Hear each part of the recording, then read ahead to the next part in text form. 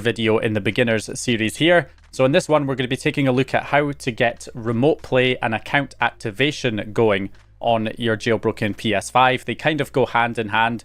In order to be able to use remote play on your jailbroken PS5, you need your account to be activated, and activated accounts also are able to load media applications like the YouTube application. So if you want to use another account to load the YouTube jailbreak, then it needs to be activated, and also to be able to move PS4 saves between the console and the USB drive, you also need an activated account for that as well. So I'll show you guys how to get your accounts activated and get remote play working. We'll also look at getting remote play working from outside your normal network as well, and also how to use the proper remote play application from PlayStation as well as the third-party options. So all of that will be covered here in this video. So to start with, you want to make sure you have the jailbreak loaded already with the payload manager running. If you don't have this set up to this point, then check the playlist linked down in the video description, which has all of the previous videos I've made so far, which show you how to get set up to this point. So watch the first video on how to get the jailbreak set up from scratch if you haven't already. So at this point, what we want to do is use the Elf Arsenal payload. Now, if you don't have Elf Arsenal installed, you can simply get it installed. If we switch over to our computer real quick, you can download the Elf Arsenal payload here. We can go down and download the Elf file, and then all you got to do is simply copy that Elf file over to the root of a USB drive.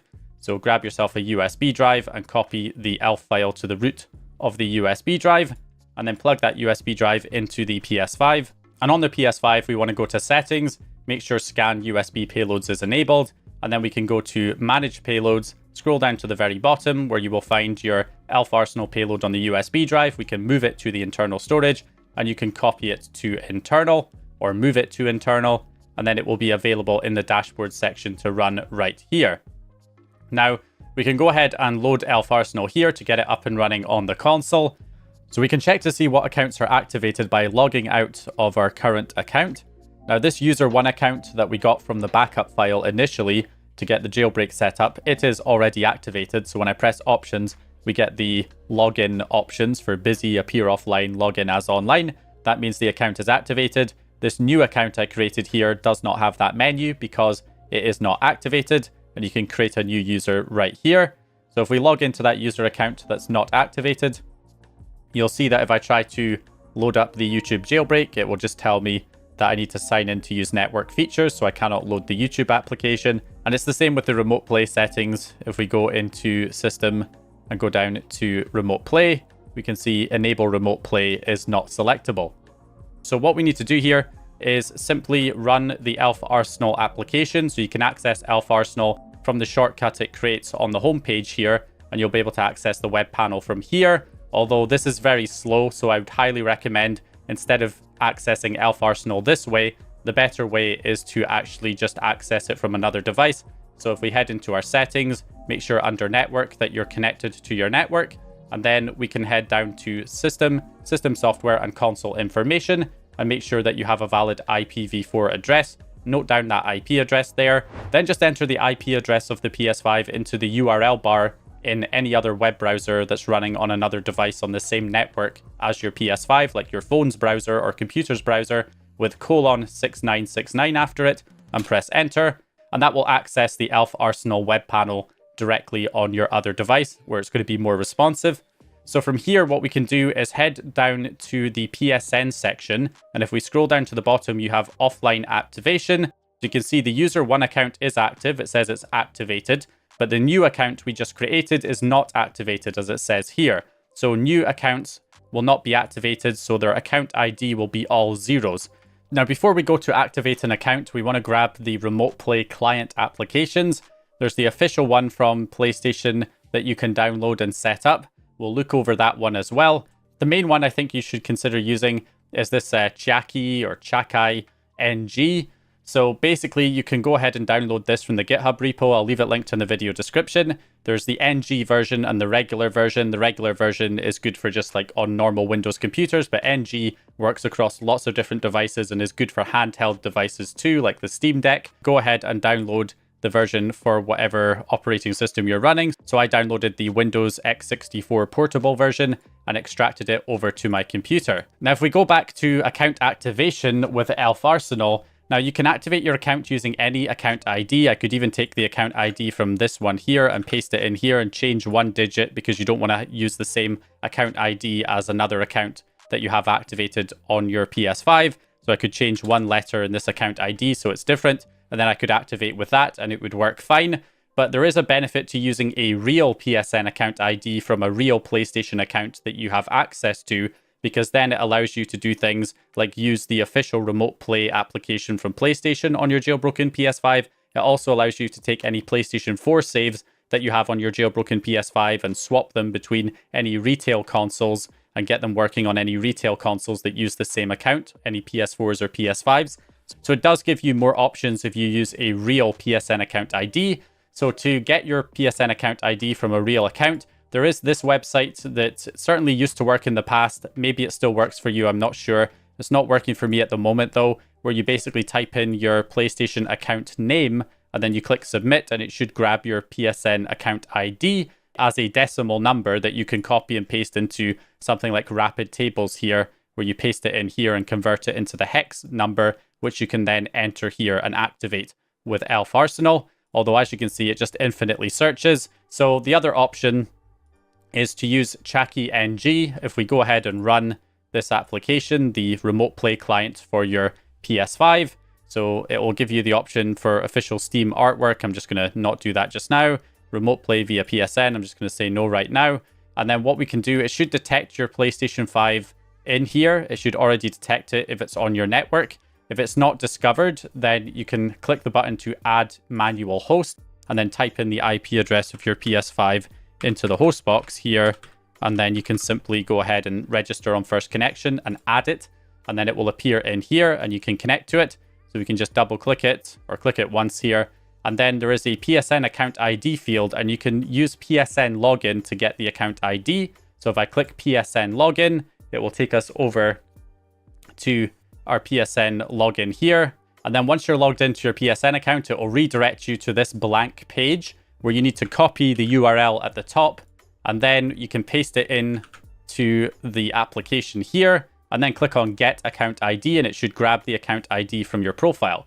Now, it grabs the account ID as a base 64 string. You can basically copy that, and I'll leave a link in the video description to this converter here, where you'll be able to just paste it into the input section, your account ID, and it will give you the hex version that you can then use to activate in Elf Arsenal. So I can paste that in here. Make sure you keep the 0x at the beginning. So I can paste in the account ID here and then activate, and that will activate it there on the console. So that will activate it, although in order for the activation to take effect, you do need to reboot your console. Before you do that though, you can also run the NP fake sign-in. Now this is only recommended if it's a new account that you've just created. As it does say here, this could corrupt the profile, so use one that you can afford to factory reset. So it's basically saying don't run this payload on an account that you've been using for a long time, that you have a lot of save files on, because you could potentially lose it if this ends up corrupting the profile. But it usually works fine with a new profile. So because I just created this new profile and I'm signed into that profile, make sure you are signed into the new profile that you just activated. Then you can run this fake sign-in payload, and what that does is it basically tricks the console into thinking that you're actually signed in to the PSN account, which will enable some features on the console that normally you don't have access to if you have the account activated but not signed in. So we can also go ahead and spawn NP fake sign-in. If I click this option, it will go ahead and run it. And then you can see here it says reboot to apply on the console itself. So now we just need to restart the PS5 in order for the activation to take effect. Okay, so after rebooting the console and reloading the jailbreak, if we go into settings, system, make sure that under remote play, we have enable remote play. Make sure that's enabled on any accounts that you want remote play active on. And then from here, what we can do is if we switch back over to the computer, once we're running Elf Arsenal again, and we can connect up to the web panel. If we head over this time to the settings and go to remote play and time sync, we can generate the remote play pin code right here. So we can just generate the pin code, and this will give us some useful information. It gives us the pin code to connect a remote play client to the console. It also gives us our account ID for the Chaki NG remote play client, and also it gives us the ID if you're using PX Play, so you can get connected with either of those solutions. So for instance, if we use Chaki NG here, all we got to do is we can, of course, just click the discovered PS5 here or add it manually. And then what we want to do is enter the account ID right here. Obviously, I already have it entered from when we used this to get the account ID in the first place of the PSN account. But you can just paste in the one that is on Elf Arsenal. You can paste it in here. But there is a bug here where you can see the last character is wrong. For some reason, it prints A instead of an equal sign. The last character should be an equal sign. Just change the A to an equal sign and you should be good. And then we can enter our remote play pin code that we have on Elf Arsenal as well, which is 19798468. And then we want to make sure that PS5 is selected. You can also enter a console pin code if you have a pin code for your account. And then we can click register. And there we go. It has been successfully registered. It also says on Elf Arsenal here that it has been successfully paired. So now we should be good. I should be able to just click it here and it will run that on the console. And there we go. We are connected with remote play. I can use my keyboard as my controller, although I can also, of course, connect a controller to my computer and use that to access the PS5. So it looks like all is good so far. We're up and running with remote play with this remote play client. And when we close it, we can put the console into sleep mode or say no to just disconnect normally. So this is a good remote play client to use. There are other options though. So for instance, you can use the official remote play application if you used a real PSN account ID to activate. So we can download it here. I'll select Windows. You can agree and download the application. And then from there, you can open it up here. This is the installer. So we'll just go through the normal installation process. So with the official remote play application, we need to sign into our PSN account. Okay, here we go. So once we're signed in, we can select PS5. It says I can't find the PS5, pair manually. So we'll tell it to pair manually. So Elf Arsenal, we can generate the pin code. And then this will give us our pin code here. And then we'll tell it to pair. Pairing your PS5. And there we go. We can see it is now up and running, modded, connected using remote play, using the official remote play application. But it may look a bit laggier here, but that's mainly because I am on a wireless connection because it was not finding my PS5 when it was connected using my previous connection. So I had to go over to a wireless connection to connect directly to my router in order for the official PlayStation application to find my console in the first place, as it was not finding it. But honestly, I think the open source alternative applications are actually better than using the official remote play application, but you can get the official one working as well, as you can see here. So moving on to the final thing to show you guys here in this video is what if you want to be able to connect outside of your network. Now, what we need to connect outside of your local network is you need to connect via the public IP address of your network instead of one of the local IP addresses, which you can get by going onto a web browser that's on the same network as your PS5 and typing in whatismyipaddress.com. That will take you over to this website where you can grab your public IP address, just copy it. And of course, you can add that in, add a manual host into your remote play client, paste in the public IP address instead of the local one. And we can go ahead and I've got the console that's already registered here, so I'll go ahead and add it from here. But if I try and connect, it's just not going to work, mainly because the ports are not forwarded. So it's being blocked on my network and it's not going to let the traffic through. So in order to be able to solve that, we need to port forward. Now you can port forward by finding your default gateway address, which you can find by right-clicking on your network in the taskbar and then going to Network and Internet Settings. And then if you scroll down to Advanced Network Settings and then Hardware and Connection Properties, it will give you your network information. And then you want to find the adapter that's providing your computer with the internet connection. In this case, it's my Wi-Fi connection here, and you want to find the IPv4 default gateway address, which in my case is 192.168.1.1. And then you can paste that into the URL bar on your web browser, and it should take you over to the login page for your router. Now you can get the login details by either just looking at the sticker that's on the router. It will probably have the login details for the router, or you can just search it up online what the default login is for your make and model of router. Another good resource to use is portforward.com. Portforward.com allows you to pick a list of routers. So you can go to list of routers, and then you can find lots of different makes and models of routers here on this page. And then you can find, you know, the same brand of router that you have, for instance. And then once you find it, you can look up a similar model to the one that you have, And then it will give you a step-by-step guide on how to access the web panel and port forward for your router with screenshots showing you each step, which definitely helps. So it is a bit outdated, but it generally is pretty useful. It even gives you the default login information. So what we can do is log into our router. So I'll show you what I do on my router to port forward, but obviously it's going to be different if you have a different make and model of router compared to what I have. So when you log into your router, if your router has your public IP address listed anywhere in there, make sure it matches the one from whatismyipaddress.com, because if it doesn't, you might be on a carrier grade NAT, which is a whole different issue where port forwarding isn't going to work, and you might have to contact your internet service provider to get them to remove you from the carrier grade NAT so you can port forward normally. But I'm not going to get into the weeds on that here in this video. It's already long enough.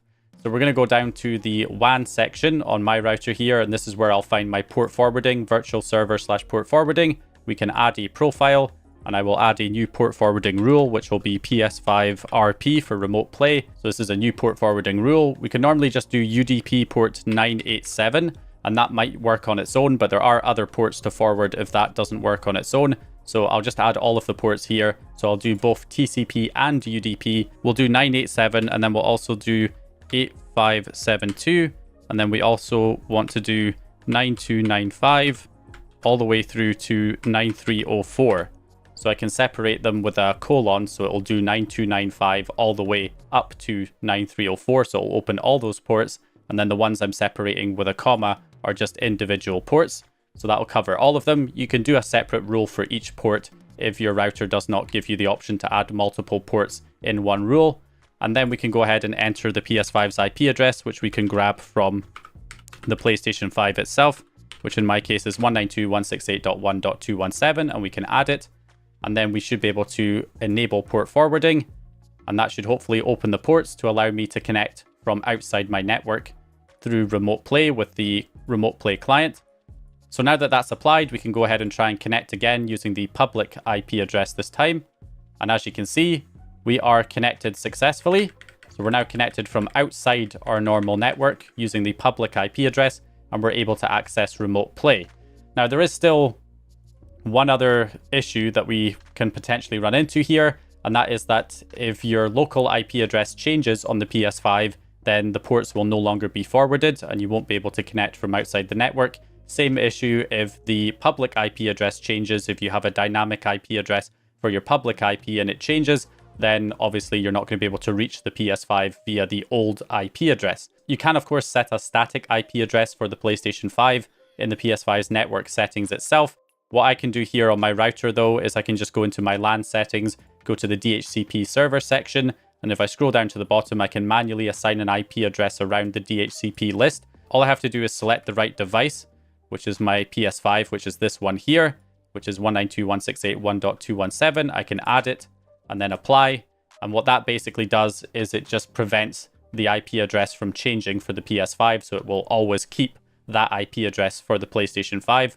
So that way it will not change. So that's how I solve the local IP address changing. But again, you could just set a static IP for your PlayStation 5. But what if the public IP address changes? This isn't an issue if you have a static IP address as your public IP, but in my case, my public IP changes every few days. So what I can do is go back to the WAN setting, and I have this DDNS option, dynamic DNS. This is something that a lot of more modern routers will have an option for. You can enable dynamic DNS. So I have it enabled here, and then I've basically just entered a host name, which is PS5 RP for remote play, 7839.asuscom.com. So I've gone ahead and applied that, which creates this domain name here that I can copy, and I can basically just use that to connect to my PS5 instead of the IP address. So now I can delete the PS5 and re-add it again, but this time I'll add the domain name of my dynamic DNS in here instead, and we'll go ahead and add it that way. And now basically what I can do is connect to it using this instead. So if I click on this one, it should still connect as normal. And now we're back up and running, connected to the PS5 remotely. But this time we are using this DNS address instead. So if the IP address changes, it's not a problem. It'll still be at the same DNS. So we can always connect to our PS5 remotely from outside our network. Now, if your router doesn't have a dynamic DNS option, There are other options you can use, things like DuckDNS, which is a free dynamic DNS hosted on AWS. So effectively, you can basically create a DuckDNS address instead, which will be something at duckdns.org. And then you can install DuckDNS on a number of different devices, any device on your network that you have on most of the time. And you can use that to update the DNS with the new IP address whenever it changes. And then that way you'll always be able to access it with your DuckDNS address. You can also use Cloudflare and just create your own custom domain with Cloudflare. There's lots of different services you can use to achieve the same effect. Now, one final point here is that once the console is registered in your Remote Play client, you can restart your console, and even when you're not running the jailbreak anymore, when you're not running Elf Arsenal, you'll still be able to connect with Remote Play once it's registered and enabled. So you should be good to go there. Also, if you are using Elf Arsenal, because we have been using it a lot here in this video, I have noticed an issue when you run a PS4 or PS5 game where it just gets stuck loading. If you go into the settings and the Sentinel Warden option and make sure you disable the option to enable Sentinel Warden, it does require a reboot to take effect, but that should fix that issue with games not launching if you are trying to run games while having Elf Arsenal enabled. Does get pretty complicated when you have to deal with port forwarding issues and dynamic DNS in order to connect outside your network. But if you're just connecting from within your network, it's really not too much of an issue to get Remote Play set up and running. So anyway, that's going to basically do it here for this one. Hope you guys enjoyed this video or found the information useful.